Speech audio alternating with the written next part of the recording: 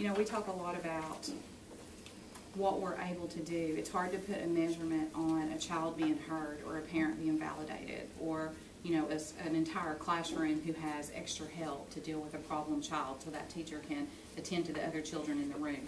There's a lot of unintended consequences that are just hard to count. But what we do know is that anywhere from 25 to 40% of prisoners today are dealing with addictions and mental illnesses.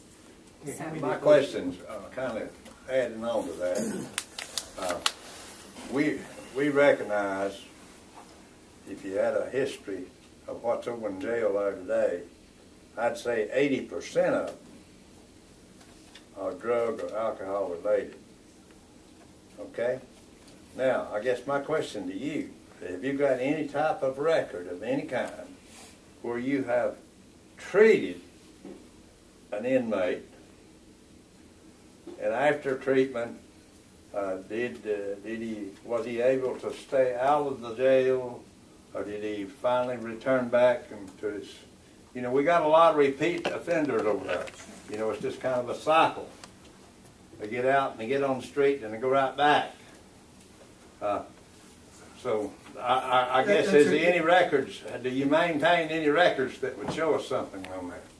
That's a great question. And you all are struggling with the same issue that every county in the state of Tennessee is struggling with right now, and that every county in this country is dealing with right now.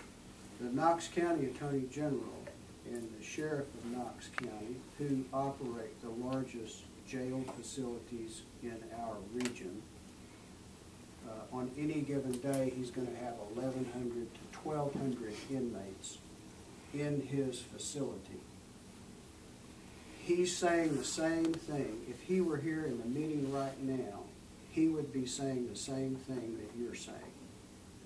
So to answer your question, we don't have any direct contracts with Hamlin County and the Hamlin County Jail to divert people from that criminal justice system. But you're not unlike any other county typically in the state. No one else does either. What we will say is that the people who receive treatment through Ray's program and through Don's program, and they can talk about it, that in 60% of the cases, people are going to stay clean and sober for 1 year, 60%. So I think, and those are statewide numbers. The state of Tennessee contracts with the University of Memphis to conduct a follow-up survey of people who've been through this system. But I know Ray and Don can talk directly to your point. Don, could you give us a little feedback on that? At one time when we were doing numbers, now this was pre-drug court. This was Judge Ward started, you know, we were just taking them ourselves and doing what we were doing. And it would consist of going to Center Point for 28 days rehab, coming back to the community, going to IOP for 8 weeks with Ray. And I would go down with Ray and meet with their treatment team, and we'd get together and we'd talk about the people. Because we had a vested interest in their recovery. Once they completed IOP, we released them from our house arrest back to probation. And it was basically the same number. It was Judge Ward, the way she figured it up, we were running about a 60% success rate. And that was based on getting somebody off of that probation period before they reoffended or relapsed, reused in a significant way to where they would have to be locked back up again. So that's about what we were doing. Now, what's the repeat offender after a year? I don't know. We just all we could follow them was while they were on probation. We couldn't. Sure. We didn't have the. Now I know Memphis, University of Memphis, does do follow-up surveys. We've learned that through the drug court model. Right. But once they get to the jail, then you're not providing any services to them. That's correct. Now, we have contracts with the Knox County Sheriff's Office and with the Blount County Sheriff's Office and with Campbell County, where we provide behavioral health services in their jails. The jails have become the mental health institutes in our community. And think we had this conversation the other day. On any given day, I think y'all said maybe you got 300 daily about right. census. Any given day, 18 to 25% of the people in jail are going to be severely and persistently mentally ill. I would hazard a guess that 99% of them have an alcohol or drug issue.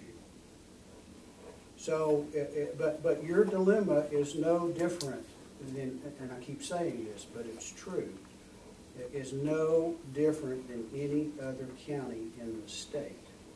Every county is wrestling with, what are we going to do with these folks?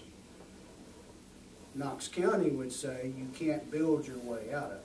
You can't. I agree with that. Because if there's a bed, the bed's going to be full because we have an epidemic, not only in Hamlin County, but in Knox County, in West Tennessee, and in Chattanooga. So that's not to say that there aren't mean people who don't need to be in jail. There are mean people who need to be in jail. Mr. Chairman, I don't know, I can't answer your question directly.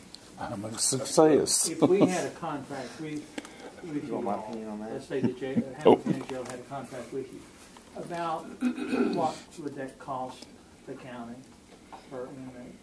Yeah, it's hard for me to say that right off the bat. We would want to work with Don and with the sheriff and with the mayor and design the kind of program that you all think that you need, and then look at what the cost might be. You know, there are a number.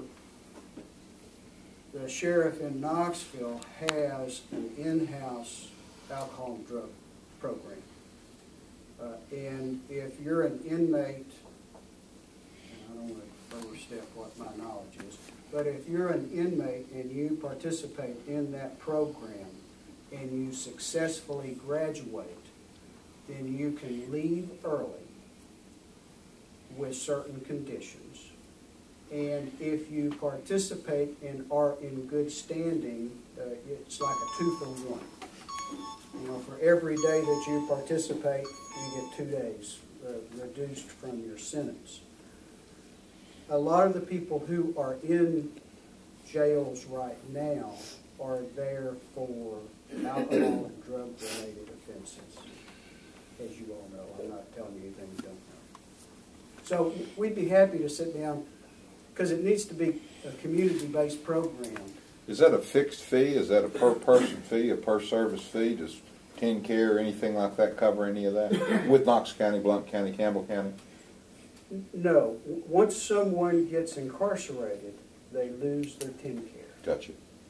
Which is, if you could divert people on the front end to a treatment program, the person, theoretically, if they're eligible for TennCare, would maintain and keep their TennCare. So, I mean, you'd have to look at what kind of program you think your county would support, not only financially, but what they would support politically. Is that sort of what we've got with the drug court, though? No, they're already in there. Oh, you mentioned Knox Yes, County. they're coming What, out of jail. But they Well, can get I'm, two hang on just a minute. They do don't? they They have? do. It's the same thing. We don't do it on a per They head don't drag basis. them off the street We to do it interview just on with an the contracts with the jails down there. Contract. contract, and so He was anybody talking that about they they've have got a in drug there, we court see. and an alcohol, whatever So they we call it, don't within the figure it jail. on it. Sheriff It's does. not a That's fee what for we have. service. So how do you figure it? Okay, same thing. But you don't have Well, health services with drug court. we've got a lot of history. They do. We've been in that jail for, they have 2 jails. We've been in there for, gosh, 20 years probably. And so we just historically, we provide a psychiatrist, a nurse practitioner, 2 social workers, masters prepared, a part-time RN. So there are several, and those people are going to rotate through the Knox County Jail and the Blount County Jail.